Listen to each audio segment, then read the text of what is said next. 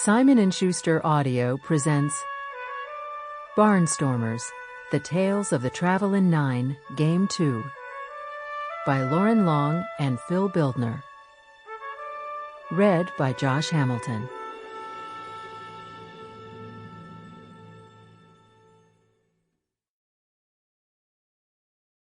Pre-game recap. After their missing father's funeral, 3 kids, Griffith, Ruby, and Graham Payne, are given a battered old baseball by their father's brother, Owen. He also tries to give the siblings some advice about the ball. Before he can finish, their mother, angered by something Owen has done, rushes the family off. But Uncle Owen promises to send more information via letter.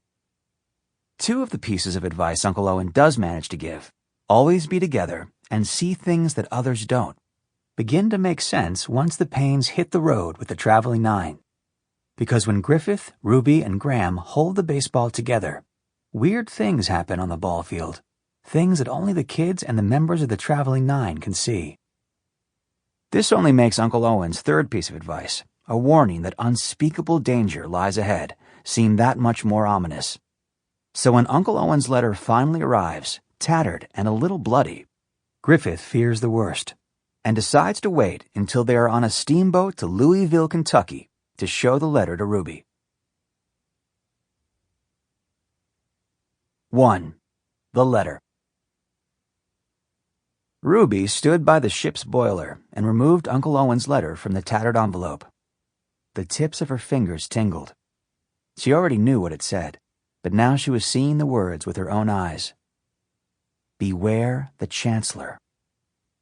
Ruby knew who the Chancellor was. Everybody who lived anywhere near Washington, D.C. in 1899 knew who the Chancellor was. He was a businessman who craved only money and power, but no one wanted to do business with him. Everyone tried to steer clear of the Chancellor. Everyone avoided crossing his path. He was someone the grown-ups spoke of with hushed voices, which was the reason all the kids at school talked about him the way they did. They had made him something of a legend. Some even said he had evil powers, but Ruby and Griffith had never believed those claims. There had to have been more, Ruby said to her older brother who stood by the engine room door. Maybe another page. Griffith peeked down the corridor to make sure no one was coming, and then nodded. That's what I think, too. When the letter had arrived, Griffith's heart had skipped a beat. What had happened to it? Tattered, crinkled, smudged, even partially opened. How did it get that way? It looked as though it had been through a war. Sample complete. Ready to continue?